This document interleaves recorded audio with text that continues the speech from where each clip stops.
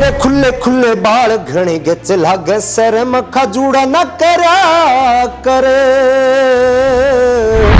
सबके साथ जो प्यार से बुला लेता है उसके पास चले जाते हैं। दूसरा जो मेहनत से अपने आप को ऊपर उठाते हैं वो भी बड़े पोलाइट होते हैं। वो पतला दुपट्टा तेरा मुंह दिखे तेरा मुंह दिखे। तो पिताजी हरियाणा रोडवेज में बतौर स्टोर कीपर के पद पे कार्य करते थे। अगर आपके अंदर एक गायकी की रूह आपको जन्मजात मिली है, एक स्वर जो है आपके, तो आपके लिए गाना आसान है। मासूम शर्मा देसी है या मॉडर्न? वो तो आपको दिख ही रहा होगा। मैं जमीन से उठकर अपनी मेहनत के दम पर सोशल मीडिया पर अलग पहचान बनाने वाली शख्सियतों को विश्व स्तरीय पहचान दिलाएगा digital red carpet, presented by Bharat आज। नमस्कार, स्वागत है आपका हमारे खास कार्यक्रम डिजिटल रेड कारपेट में। और आज के कार्यक्रम में कौन है हमारे खास मेहमान? वो मेहमान ऐसे हैं जिनको आप सुनना पसंद करते हैं, जिनके गानों पर आप थिरकते हैं और जिनकी आवाज़ में वो जादू है जो समा बांध देता है। इसके साथ साथ एक्टिंग में भी उनकी अदायगी का कोई जवाब नहीं है। हालांकि गायकी से पहले जुड़े, लेकिन एक्टिंग में अब उनका शौक जो है वो कुछ ज़्यादा ही है और इसीलिए कई एल्बम्स में आपने उन्हें देखा होगा। हरियाणा के वो कलाकार हैं और आइए आपको उनसे मिलवाते हैं। तो हमारे साथ मौजूद हैं मासूम शर्मा जी। मासूम जी, बहुत बहुत स्वागत है आपका हमारे खास कार्यक्रम डिजिटल रेड कारपेट में। मासूम जी हरियाणा के बेहद उम्दा कलाकार हैं। इनसे सवाल जवाब करेंगे और इनके जीवन से जुड़ी चीज़ों के बारे में जानने का प्रयास करेंगे और आपको भी सुनाएंगे इनके कुछ गाने जो बहुत लोकप्रिय है। हालांकि सर का गला थोड़ा सा ख़राब है, लेकिन फिर भी हमारा प्रयास रहेगा कि बहुत ज़्यादा नहीं, लेकिन कुछ गाने हम आपको ज़रूर सुनवाएं। मासूम जी, सबसे पहले बातचीत करेंगे और जानने की कोशिश करेंगे कि ये गायकी जो है आपने कब से शुरू की? ये तो बचपन से ही शुरू कर रखी है मैडम। मैंने करीबन 5वीं 6ठी क्लास में हमने गाना शुरू किया था। तो सर गायकी सर आपने कहाँ, कब से, किस एज से शुरुआत की गायकी की? बचपन से ही शौक़ था गाने बजाने का, तो लगभग 5वीं 6ठी क्लास के आसपास से हम गाने लगे थे। और 6ठी क्लास में था शायद मैं, उस टाइम मुझे याद है कि 6ठी 7वीं क्लास में था। हिंदू स्कूल में मैंने एक बार फर्स्ट टाइम जो रागनी सुनाई थी वहाँ पे स्टेज पे सुनाई थी। तो बचपन से ही मेरा शौक़ है गाने का। तो रागनी, क्योंकि हरियाणा में रागनी बहुत फेमस है जी। तो रागनी, आपने पहला गाना जो है वो रागनी गाया था या बॉलीवुड का कोई गाना था वो गाया था? नहीं, बॉलीवुड का तो खैर मैंने गाया नहीं है कोई। ट्रैक पे ही गाया था पहला गाना मैंने जब रिकॉर्ड किया था। और मुझे उस गाने के बॉल भी याद नहीं है। सपना स्टूडियो में मैम में मैंने पहली रिकॉर्डिंग की थी। तो वो किसी एक गाना बहुत प्रचलित हुआ था हमारे हरियाणा में, पतला दुपट्टा तेरा मुंह दिखे, उसके म्यूजिक ट्रैक पे वो गाना था, उसके लिरिक्स थे। तो अगर ये वाला गाना सुना दे, क्योंकि ये पतरा दुपट्टा तेरा वो बड़ा अच्छा गाना है। सॉरी, माफ़ कीजिएगा दर्शकों, क्योंकि मुझे गाना इतना ज़्यादा याद नहीं रहता। हो पतला दुपट्टा तेरा मुंह दिखे तेरा मुंह दिखे, पतला दुपट्टा तेरा मुंह दिखे तेरा मुंह दिखे। हो मेरे ओढ़न पहरन के से दिन पिया बात बात पे क्यों झीखे, पतला दुपट्टा तेरा मुंह दिखे रे गोरी मुंह दिखे। अच्छा, जब आपने गायकी शुरू की, आपने अपने आप को स्टैब्लिश कर लिया हरियाणा के जो हमारे इंडस्ट्री है उसमें। जी। उसके बाद आपने अदायगी भी शुरू की। जी। तो कैसे ख्याल आया कि मतलब गाना तो गा ही रहा हूँ, अब एक बार हाथ आजमा लूँ अदायगी में? या शौक था या किसी मजबूरी में आपने हाथ आजमाया? गाने का तो शौक था ही बचपन से। और उसके बाद थोड़ा सा जैसे कि ये रामानंद सागर जी की एक एकेडमी होती थी वडोदरा में, अब तो पता नहीं है कि नहीं, उसमें उसके विज्ञापन आते थे अखबारों में, तो उसमें एक्टिंग सीखने का बड़ा मन था। तो पिताजी ने वहाँ तो कभी एडमिशन करवाया नहीं। तो उसके बाद फिर मैंने म्यूज़िक डिपार्टमेंट कुरुक्षेत्र में, मेरे पिताजी ने कहा कि 3 महीने का कोई कोर्स थोड़ी होता है, कोर्स करना है तो अच्छे से करो। म्यूज़िक का कोर्स का एक विज्ञापन देखा पिताजी ने, तो उन्होंने वहाँ पे एडमिशन करवाया कुरुक्षेत्र यूनिवर्सिटी में म्यूज़िक डिपार्टमेंट। वहाँ से फिर मैंने छोड़ के उसके बाद पंडित लक्ष्मीचंद यूनिवर्सिटी है जो रोहतक में, वहाँ से मेरा फर्स्ट बैच ही था। तो वहाँ से मैंने एक्टिंग का कोर्स किया 4 साल का। तो पहला कहाँ आपने जो है एक्टिंग शुरुआत किस एल्बम से की या किसी फिल्म से की? नहीं, एक्टिंग तो देखो पहले जो मेरी एल्बम थी उसमें मैंने लगभग मैंने ही काम किया है फीचरिंग में, लेकिन वो कोई काम नहीं था, वो एकदम बस वैसे ही था, एक काम चलाओ। हाँ काम चलाओ ही था। बाद में जब कोर्स किया तो कोर्स के दौरान चीज़ें समझ में आई कि एक्टिंग होती क्या है असल में। हम गानों में बस लिपसिंग दे देते हैं, वो एक्टिंग नहीं होती। तो बहुत सारी चीज़ें बाद में समझ में आई, बहुत सारी चीज़ें सीखी, डिक्शन पे काम किया, बहुत ज़्यादा वर्क करने के बाद पता चला कि एक्टिंग बहुत टफ चीज़ है। गाना ज़्यादा इजी है या फिर एक्टिंग ज़्यादा? एक्टिंग पता है क्या बात ये होती है कि आपके अंदर किस चीज़ की रूह ज़्यादा है। अगर आपके अंदर एक गायकी की रूह आपको जन्मजात मिली है, एक स्वर जो है आपके, तो आपके लिए गाना आसान है। और आपको वो चीज़ें नहीं मिली और वो आपको चीज़ें सीखनी पड़ रही हैं, एक समझ आपको क्रिएट करनी पड़ रही है, तो गायकी बहुत मुश्किल फील्ड है। इसी तरीके से एक्टिंग का है। एक्टिंग भी अगर जन्मजात आपकी है और उसको सिर्फ आपको तराशना है या फिर आपको उसको पैदा ही आपको करना है, तो वो बात है कि आपके अंदर किस चीज़ की कितनी रूह है, उसको कितना आपको पॉलिश करना है, कितना आपको पैदा करना है, उसके ऊपर निर्भर है। एक जब आप किसी इंडस्ट्री में जाते हैं तो अच्छे बुरी चीज़ें सब कुछ सम्मिलित होती हैं जी, उसमें। तो अगर मैं बात करूं हरियाणा के गायन की इंडस्ट्री में, तो कभी ऐसा महसूस हुआ कि गलत इंडस्ट्री में कदम रख लिया है, मुझे तो कुछ और काम कर लेना चाहिए था? क्योंकि अक्सर नौकरी पेशा लोग जो होते हैं उनको यही लगता है कि मैं गलत क्षेत्र में हूँ और मुझे तो दूसरे क्षेत्र में चले जाना चाहिए। नहीं, ऐसा मुझे कभी फील नहीं हुआ। मैं तो कभी सोचता हूँ कि क्योंकि अगर इस फील्ड में नहीं होता तो शायद कहीं 15,000 रुपये की नौकरी भी ना मिलती मुझे ऐसा लग रहा है कि मैं नौकरी के लायक ही ना होता, क्योंकि ये फील्ड, इस फील्ड ने बहुत कुछ दिया है और बहुत अच्छी फील्ड है। तो मुझे कभी एहसास नहीं हुआ कि इस फील्ड में नहीं होना चाहिए था। मासूम शर्मा की अगर मैं एजुकेशन की बात करूं जी, तो कितने पढ़े लिखे हैं मासूम शर्मा? मैंने बैचलर जो की है वो अभिनय में की है और उसके बाद मैंने मास्टर जो की है मास कॉम से किया है मैंने, फिल्म प्रोडक्शन से। उसके बाद फ़िलहाल भी मैं पढ़ रहा हूँ अमृतसर खालसा कॉलेज में, वहाँ से मैं एमए म्यूज़िक कर रहा हूँ। उसके बाद मुझे म्यूज़िक से पीएचडी करना है। मतलब म्यूजिक जो है उसको अपना जीवन बना लिया हाँ, एक तरह से। तो ये वैसे भी कलाकार जो हैं, एक कलाकार तभी महान बनता है जब वो उस कलाकारी को अपने तन मन में बसा ले। बिल्कुल बिल्कुल। बिना बसाए आप ना तो सक्सेस हो सकते हैं, आपको सक्सेसफुल हो एकदम सकते हैं और ना ही आगे बढ़ सकते हैं। तराशना पड़ता है अपने आप को। हाँ बिल्कुल, आपको हमेशा हर रास्ते पर, हर डगर पर तराशना पड़ता है। अगर मैं बात करूं तो मासूम शर्मा का चेहरा बहुत मासूम है। मतलब तो क्या वाकई में मासूम शर्मा मासूम है या थोड़े से बदमाश टाइप के भी हैं? देखिए, कहते हैं कि अपने मुंह मिट्ठू मियाँ, वो बात हो जाएगी। मैं अपनी तारीफ में कुछ कहना नहीं चाहूँगा, क्योंकि जो है लोगों के सामने है, जैसा भी हूँ, अच्छा हूँ बुरा हूँ, सबको पता ही है। तो अपनी तारीफ में मैं कुछ भी कभी कहता नहीं, ना मैं कहना चाहता। अच्छा, आपके हज़ारों फैंस हैं, लाखों फैंस हैं आपके हरियाणा में, आपके गाने के दीवाने हैं। और स्पेशली जो लड़कियां हैं, लड़कियों के बीच आप बहुत पॉपुलर हैं। लड़कों के बीच भी हैं, लेकिन लड़कियों के बीच जो है आपकी पॉपुलैरिटी बहुत ज़्यादा है। कभी ऐसा हुआ है कि आप किसी स्टेज शो में गए और वहाँ पर जो है किसी लड़की ने आके सामने से प्रपोज कर दिया आपके शो ख़त्म होने के बाद कि मासूम जी आप तो मुझे बहुत पसंद है? कुछ ऐसा जब सिचुएशन होती है तो उसको कैसे हैंडल करते हैं? कह देते हैं, ये तो नॉर्मल हो रखा है, लड़के भी कह देते हैं, बुजुर्ग भी कह देते हैं।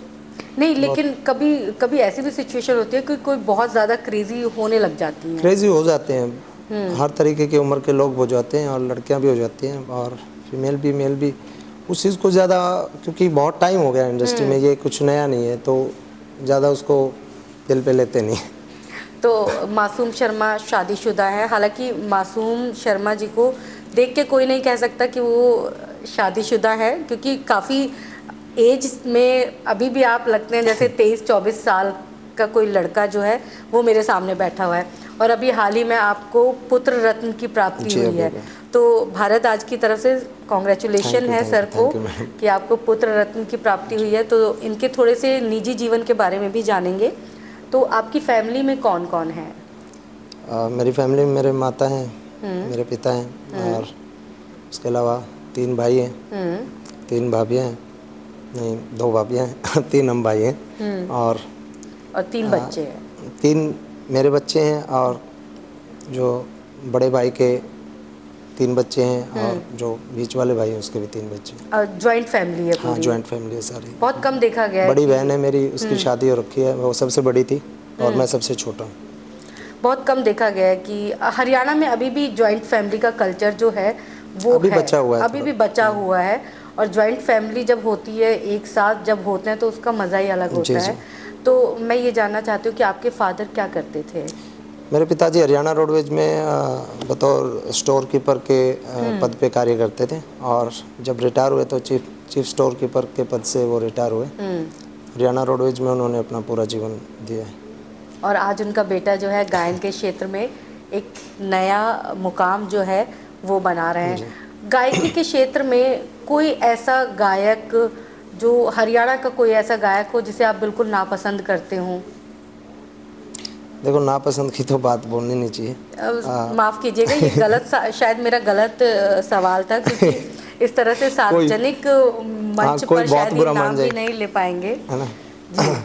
लेकिन किसी पसंद ने की टांग खींचने की कोशिश की हो, क्योंकि टांग अक्सर खींचने वाले होता है बहुत कि- होते हैं। पता है क्या, नापसंद अगर मेरी कोई टांग खींच रहा है और कलाकार अच्छा है, गायकी उसकी अच्छी है, तो ऐसा नहीं कि मैं उसको नापसंद करूँगा। वो एक अलग मैटर है कि वो कलाकार कितना अच्छा है, कितना बुरा है। और एक आदमी ऐसा हो सकता है कि हमारा साथ देने वाला हो, लेकिन कलाकार अच्छा ना हो। तो ये दोनों चीज़ें अलग अलग हैं। हाँ, तो मतलब वो पसंद और प्रोफेशनलिज्म नापसंद, में हाँ। अगर बात की हम जाए, हो सकता है कोई कलाकार बहुत अच्छा हो, बिहेवियर से वो इंसान अच्छा ना हो, और हो सकता है कोई इंसान बहुत अच्छा हो, कलाकार अच्छा ना हो। तो ये डिपेंड करता है सिचुएशन पे कि क्या सामने क्या जी, जी। सिचुएशन है। क्योंकि हमेशा आप जो प्रतिभा होती है उसको सलाम करते हैं, जी, और जी। ये होना भी यही चाहिए। जब आप प्रोफेशनल लाइफ में और गायकी के क्षेत्र में इतना बड़ा नाम है, तो हमेशा प्रोफेशनलिज्म जो है वो अपनानी भी चाहिए। जी।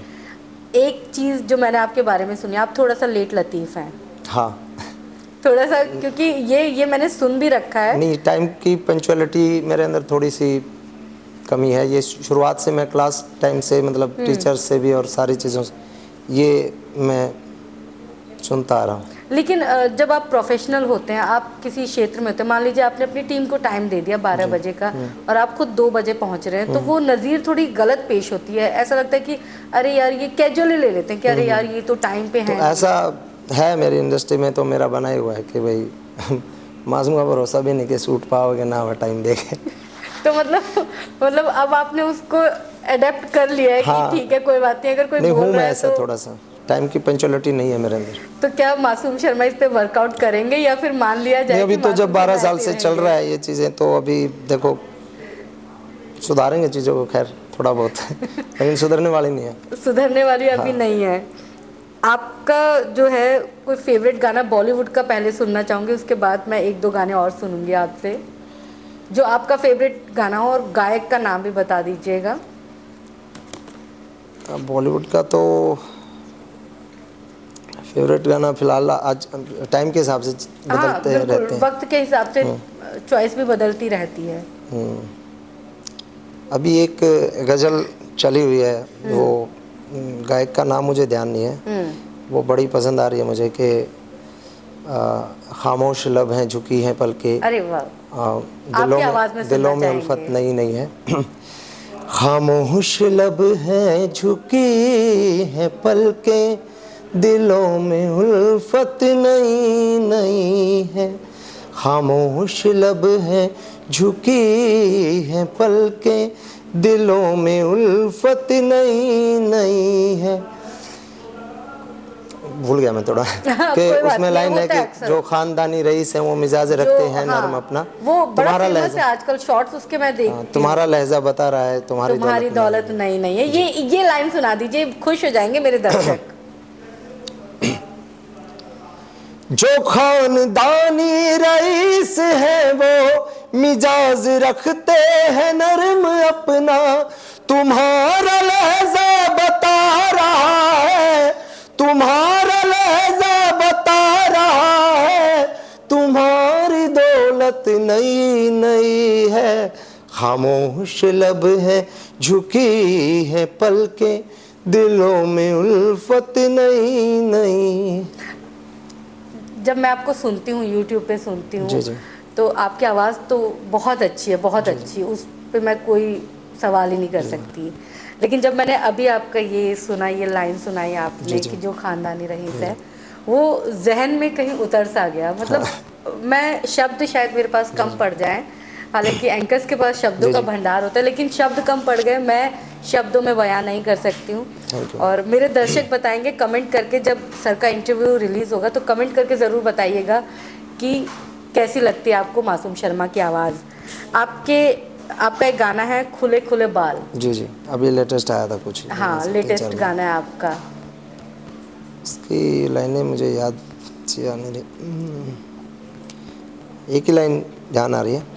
हो तेरे खुले खुले बाल घणी गच लागे सर मखा जूड़ा न करा करे।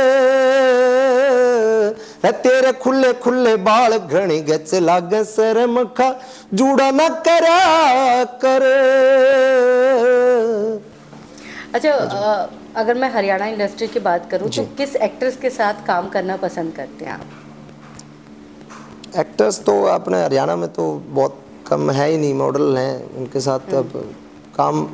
मैं ज़्यादातर, मुझे वीडियो का काम पसंद नहीं है, और मैं कोशिश करता हूँ कि रिकॉर्डिंग तक ही सीमित रहूँ, स्टूडियो तक ही सीमित रहूँ। अच्छा। हाँ, मुझे वीडियो, क्योंकि वीडियो में एकदम मतलब वही चीज़ें दोबारा से लिपसिंग, गानों में कुछ नई क्रिएशन आ नहीं रही। और तो फिल्म को लेके कभी काम करना पड़ा तो फिर देखेंगे, लेकिन गानों में कुछ अपने। और गाना किसके साथ गाना पसंद करते हैं? कौन सी ऐसी फीमेल सिंगर हैं जिनके साथ मासूम शर्मा बड़े कंफर्ट जोन में रहते नहीं, हैं? मेरा क्या रहता है, मेरा जैसे कंपोजिशन के हिसाब से रहता है कि जैसे कि कोई फोक कंपोजिशन है, अगर एकदम देहाती कंपोजिशन है तो मैं उसमें शीनम जी के साथ करना पसंद करता हूँ। और कोई बदमाशिया गाना है तो ट्विंकल जी हैं, मनीषा जी हैं, उनके साथ मैं करना चाहता हूँ। और रागनी है अगर कोई, तो अनु काद्यान जी हैं, उनके साथ। तो सारा एक फॉर्म है अलग अलग के भाई कोई कौन सा गाना किस पे हाँ, सूट किसके करता साथ है, शूट हाँ, करेगा किसके वो। साथ, हाँ।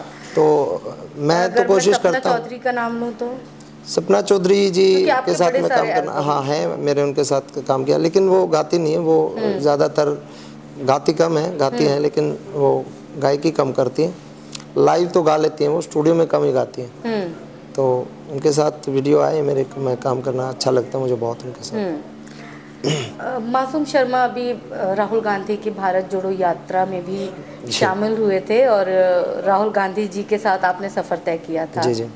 तो मैं ये मान के चलूँ कि कांग्रेस सपोर्टर हैं मासूम शर्मा जी, हालांकि कलाकार किसी पार्टी देखिए, का मेरा supporter क्या है नहीं कि होता। मेरा अभी तक मैंने ऑफिशियली कोई पार्टी ज्वाइन की नहीं है।